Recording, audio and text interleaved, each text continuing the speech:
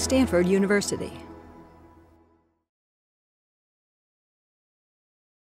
Thanks, Scott, for the movie. It was a very interesting journey around some of these energy areas, and you gave some very nice pictures of some of the energy production schemes and so on. So that was really nice, and I agree with you. As you started, you said, look, one of the big goals of my movie was to increase the energy IQ of people, and it is very low, and I agree with that. And I think it was nice to see those pictures. Just a couple of comments on the movie. As I was watching, I was just waiting for you to start about efficiency, but I had to wait till 3 minutes till the end for that to come up. And so I was very relieved when you started talking about it, because obviously this is a huge thing. But there were a couple of things that I didn't hear in the movie that I was very curious about. One was, for example, population growth and the impact that has, and apart from efficiency, looking at things that we could maybe do in that arena in the world. The other thing that really surprised me a little bit in the movie is, you know, as I have worked in the energy world and I've done a lot of energy or some energy policy advice, one of the things that really dawned on me was that energy is extremely highly politicized. And so anything that we do, you know, has to do with choices that we make, has to do with political choices that we make. And you talked very little about this and about the choices. So those were two of the things that really jumped at me. And then I guess the last thing that I thought, but I'm sure that Mark will say some more about this, is that I thought that the way you treated renewable energy in the movie was a little dismissive. You know, for example, you talk about wind and you say, yes, we could do this with 200,000 turbines, which I actually think is quite reasonable, but people wouldn't want to see it. And you talked about the transmission lines. But at the same time, of course, if we want to build more infrastructure in gas, we also need pipelines for that. That will go through people's lands. And so there's often two sides to that same coin. And I thought in the movie, especially on the renewables, that you were sometimes a little bit quick in the movie to dismiss that part. So maybe you want to just, you know, instead of waiting for Mark, why don't we? He's got a mic. Yeah, yeah. Maybe do you want to avoid? Yeah, sure. Yeah, sure. So all good points. It's impossible to put everything in a film in 90 minutes. We had, like I mentioned, 500 hours of footage. The story was not written ahead of time, unlike most energy documentaries that actually set out with an answer and then start to film to tell the answer. We decided to film and then let the story write itself. It went through several iterations on how the story might be told, including screening it before lots of different groups and surveys and that kind of thing. It evolved a lot. So there's a tremendous amount that's not in this film. Population is one for sure, although we decided to handle that by looking at the individual at the beginning of the movie, me half naked in my closet, and sort of deciding to scale everything to the individual. A common energy unit is a person, and then come back to the individual at the end. So it kind of plays out in 3 acts, from coal and oil and demand through alternatives and then back to baseload. So we took on the human component that way. We didn't deal with climate directly head on. We dealt with carbon a bit.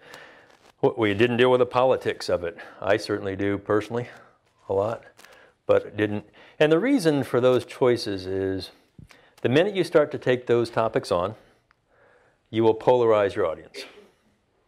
And you'll have half the audience saying, okay, this person's in this camp.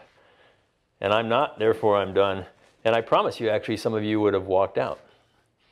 I've seen it happen in various screenings and in different films, depending on which side you're on, and that's the politics of energy. We did our best to, your perspective on renewables is a fair one, but I've gotten the exact same thing with dismissive of coal, but you probably can't afford to make it clean. I got the same thing with natural gas, taking on hydrofracking, you know, showing the water, showing the things that are potential risks there. So again, you bring your own perspectives to it, and I've been accused of being dismissive or too aggressive on every form of energy in this film, depending on who is speaking about it. And it's fair, because we tried to look at the pros and cons, and at the end of the day, you had to reduce every scene to one message. So with the wind, you use that as an example. I had charts and graphs for every one of these things. I was all excited, you know, hey, Harry, we can show all these charts and graphs, it'll be great. And he said, no, no charts and graphs. It won't work in a movie, and he allowed me one at the end that you saw there. You had to reduce everything to its simplest point. And in the end with wind, remarkably enough, it wasn't the transmission challenges, it wasn't the intermittency challenges, it wasn't the storage. It was people don't really want to look at them. And I thought for months, I thought this is just too simple. It's too minute. But I'll tell you what, as I go around the country, there's a lot of people that simply don't want to look at wind turbines. And they're not being built in lots of places that are very favorable to renewable energy, except if they have to look at it. Mr. Kennedy was famous for this, right? How many are from the Cape? Anybody? How long has it taken? You know, and will it, you know, and so as simple as that sounds, you got to put it in places that people will accept that kind of infrastructure, whatever it is, and that's a challenge, particularly in this country. So I think I talked to population, the renewables, the politics. I'll shut up. Okay. Anyway, Margot, do you want to respond back or anything, or should we move on to Mark? I think then we're getting into a really long debate about choices that we make. Briefly, you get One thing I will mention, Margot, just on there's a companion website to the film. It has over 300 edited, color-corrected video clips, 30 seconds to about 3 minutes, that go deeply into each of these. We took a lot of the footage that you just can't show in a film and dive deeper into the topics, heavily into efficiency, heavily into energy security, scale, other kinds of things. And completely downloadable, pop them into PowerPoint, send them around, use them, YouTube them, twit, whatever you do with things like that. But it's designed to be sort of the thing that can grow and evolve and be more in depth than, again, a 90-minute film can be. Yeah, but maybe it just... It's called Switch Energy Project. Yeah. So one thing, Scott, that one of the reasons why I bring it up is you make a movie, this movie is going to be seen by many, many people. And one of the things with all of this, as you know, is that it's all about choices that we make. It's choices as a society and so on. And what I really meant to say is that when we make those choices and we choose to look just at costs, you make many statements in the movie about maybe this is just not affordable. That's all relative. That depends on the choices we make. That depends on the external costs we take into account when we look at coal and gas and other things.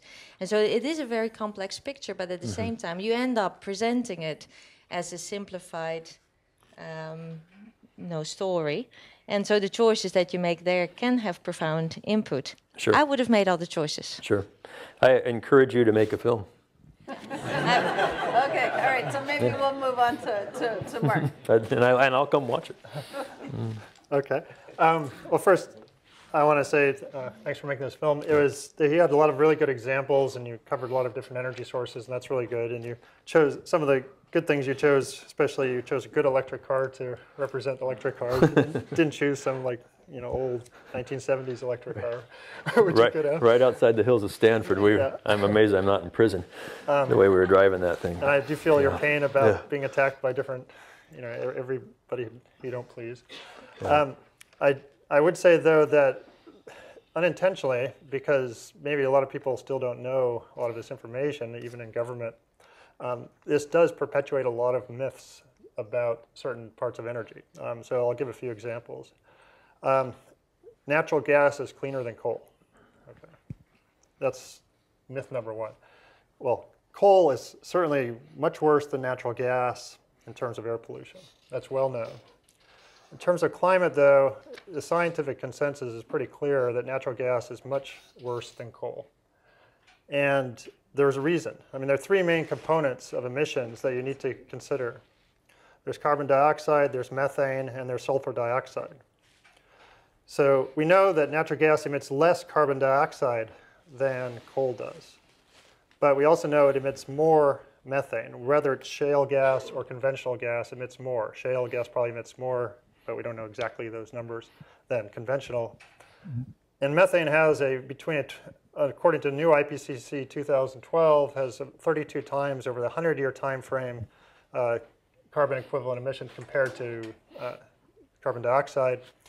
And over the 20-year time frame, which is most relevant, it has on the order of 80 to 110 times more carbon dioxide equivalent emissions. And if you exclude the sulfur, which natural gas does not emit much sulfur, but coal does, if you just exclude that, then over the 20-year time frame, we know that natural gas causes far more global warming than coal does. And if you add, well, I'll say far, okay, close to far. If you add the sulfur, because sulfur is a cooling agent that coal emits that kills people because it produces sulfate particles, and so that's why coal causes more health impacts. We know that, but it masks half of global warming on a global scale.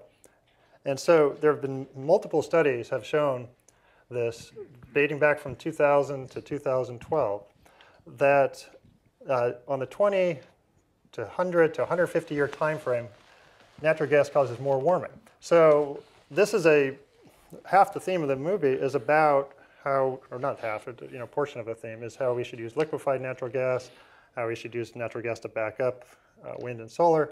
But this does not help our climate problem. Sure, it's a good energy source, so from that point of view, fine. And it is good for helping reliability, but if we are interested in solving climate problems, it's not a good solution.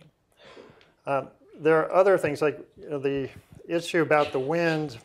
Okay, so if we wanted, how much space, I was in Nantucket yesterday, we were talking about wind turbines, and I was talking to a crowd of people who live there, not about wind necessarily, but it was brought up. And the turbines, for example, in Nantucket, you'd have to put your hand out like this, and you look at the tip of your finger, your thumb, and that's the size of the wind turbine you'd see because they're 8.3 kilometers from the shore. And this is not anything that 99% of the people really care about because they can't see the wind turbines. Half the time it's nighttime. During the day, you have the sea spray that blocks it. So you don't actually see it, and when you do, you can barely see it. But you're not thinking of just adding something. It's displacing coal and gas, which are harming children and families. The fossil fuel industry has killed 100 million people over the last 100 years in the world. And this is something that it's not only the climate effects, but it's the air pollution effects of the fossil fuel industry that are serious problems. So when we're looking at renewable energy systems, we're looking at replacing dirty, polluting, health-affecting systems and climate-affecting systems, not just adding something. But to power the entire world with renewable energy, being solar, wind, some geothermal, some hydroelectric, some tidal wave power, you'd only need 1% of the land area of the world and then some additional offshore area. And 6.6 or 60% of that 1% is open space, just like you saw in the movie, which you can use for farmland. So when we're talking about it's going to, people don't like to see it, well, hardly anybody will see it because it only takes up 1% of the area. And that's everything, including the solar, too. So, there are lots of, there are a lot of really good things about this movie I like, but it's not the fault, I don't think, of the movie. It's the people being interviewed. Some of them, they just repeat. These are just myths that a lot of people repeat.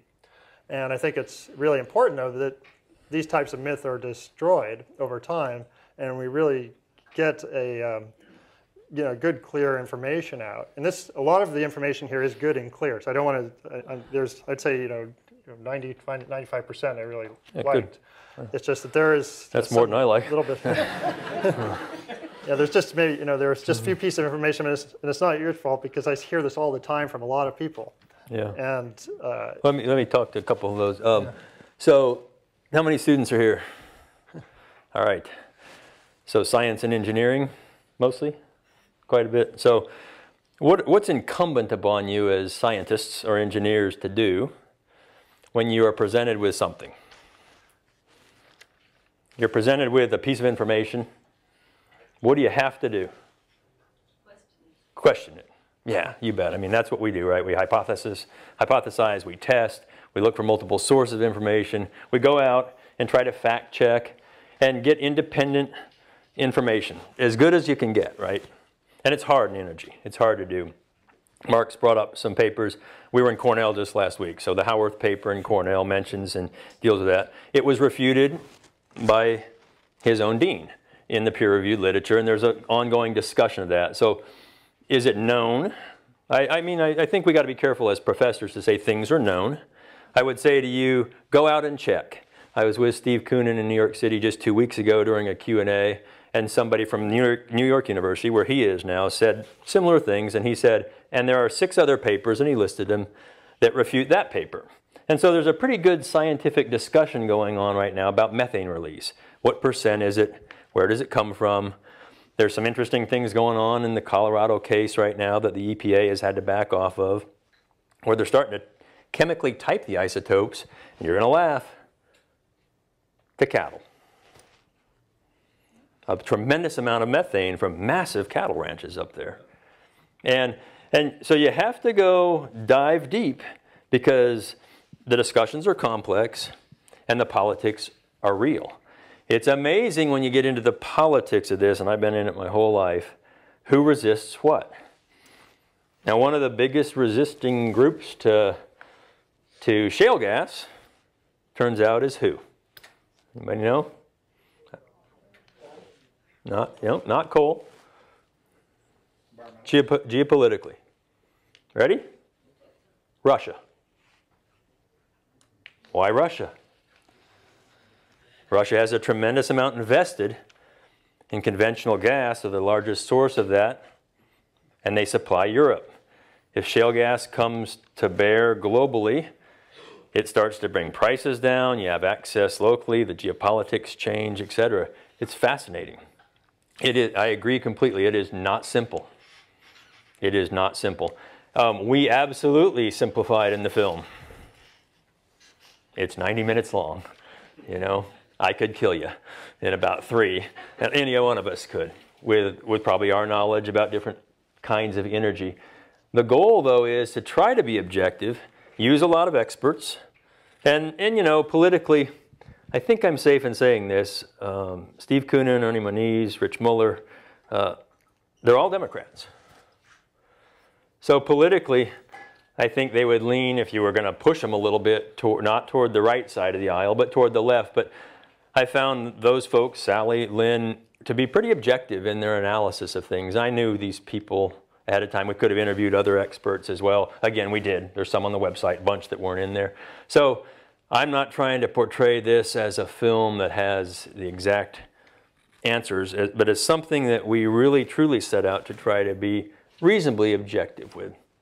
We didn't feel that kind of energy film existed. And I'd be happy to watch one if we want to make one, you know, and I'll help with input to that. So the methane question is an interesting one. I'd say it's ongoing, but you don't do science by counting papers. You do science by looking at what they present, and is it factual, and is it testable, is it repeatable? Can you really get to the bottom, and if not, what kind of data would you gather and information would you gather to test that?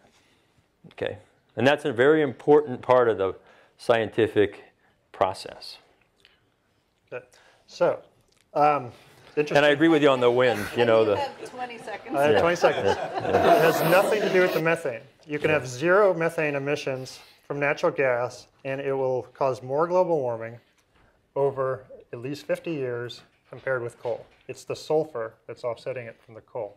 The Arctic sea ice is disappearing rapidly. It reached its lowest level in the last month ever in satellite history. It's going to be gone in 10 to 20 years. This is the relevant time frame. Natural gas is one of the major causes of this decline, and this is recognized by the Arctic Council. It's recognized by the European Union, who passed a new law last year mandating that black carbon and methane controls. The United States now joined the count. There was a party of 6 that went to 21 countries, including the entire G8, has recognized this now. That methane is an important component, as is black carbon. Natural gas emits black carbon through flaring. You can have 0 methane emissions. The Howarth et al. Paper, he's been raked. ANGA, American Natural Gas Association, they took out an advertisement on his name to smear his name. Well, This is a Eng is a different extreme. But let's look at the scientific literature. And I'm sure, Mike, the coal friends are going to be nice. They're going to be glad to hear that SOx is actually positive for climate. that's bad That'll for be health. good. Bad for health. Okay. Yeah. Anyway, so I think what we just actually have a few minutes. Let me speak to one thing I think that's important, though. I just wanted to open it to Yeah, the yeah, audience yeah. just quickly. One or two questions. 4 things real quick that drive energy pace of change and energy behavior. And I call it energy security. Others call it different things. It's in this order, unfortunately: affordable, available, reliable, environmental. Those are the 4 biggies, and there's components of each. For better or worse, affordability drives choices in energy. It has, and it still mostly continues to do that. We got to get things that are affordable so they can become commercial and go scalable. Available. Use what you have where you have it. Countries continue to do that. They're going to. China and India are going to use coal and other things. Environmental has lots of components. Atmospheric, it has water, it has land use. Those are all environmental components of energy. They don't always agree. And at the end of the day, there's no silver bullets here. It's a pretty tricky web. But I do encourage you, as you look at things, and I've read lots of papers, including your good work, to look at that affordability piece. How much is it going to cost to do these things? And I know we don't like that as scientists, but that's what will allow things to get deployed so they can have a commercial scale impact, which then will begin to have major reduction effects. Okay. Anyway, so we have a question way in the back there with your other with your hand up. Yeah. I was just, mine is not a technical question. I was just wondering, when you said Governor Perry calls you Scotty, I didn't know if that was a joke or not, but how has he not seen the movie if he was running for president and has to have an opinion on it? He forgot that department, didn't he? 1,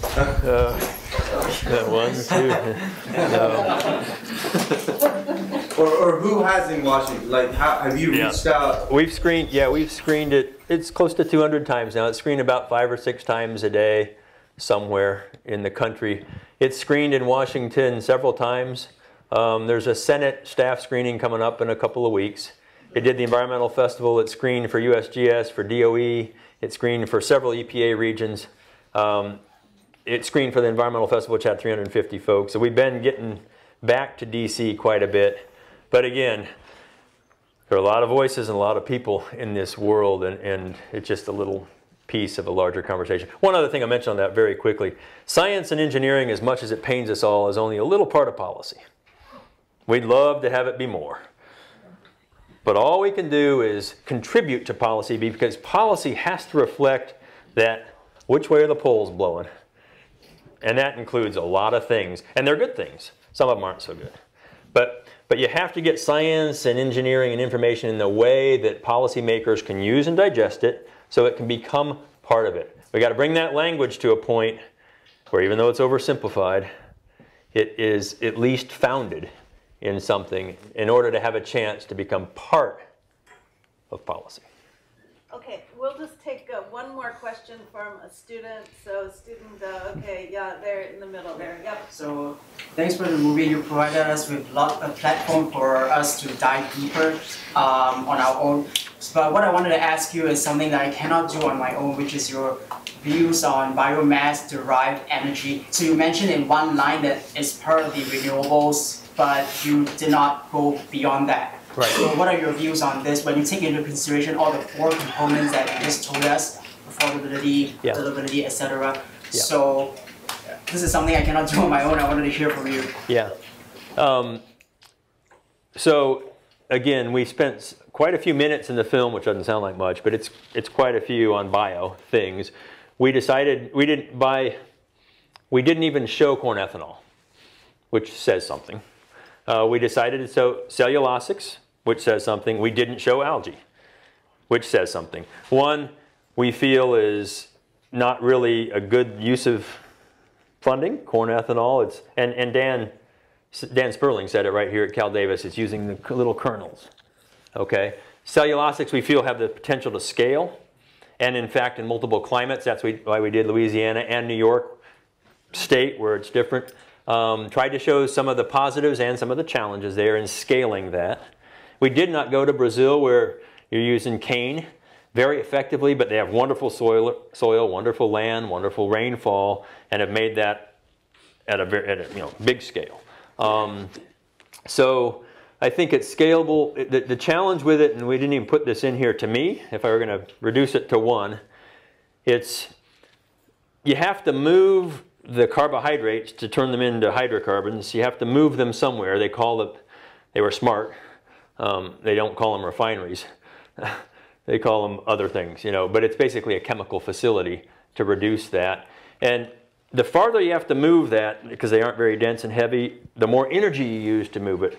So right now it's about 50,000 acres plus or minus per conversion facility, okay? New York State, for example, has 1.5 million dormant acres that they would love to farm. The farmers would love to. Do the math, 1.5 million divided by 50,000 is about 30 conversion facilities, chemical facilities in New York, upstate New York, Finger Lakes, New York, etc. To me, that's going to be a challenge. Building new chemical facilities in those communities is going to be a lift. No drilling and hydrofracking. They don't really like wind turbines. That's a lift. And we didn't put it in the film. We both felt it was a little too punchy. But I think that's one of the bigger challenges is just that getting the carbohydrates to the liquid form through those facilities today. Technologies continue to improve. So anyway, we need to wrap up, but I really want to thank Professor Gerritsen and Professor Jacobson for joining this conversation. I know there are different points of view, and I put all of three of you on the spot. So please, I hope I hope we're still friends after this. I just think it's very important. These are early We're going to go to dinner, but you're not invited.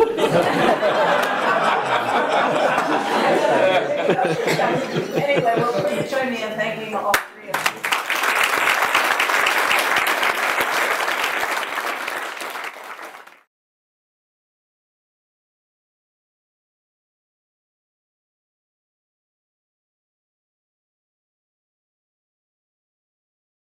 For more, please visit us at stanford.edu.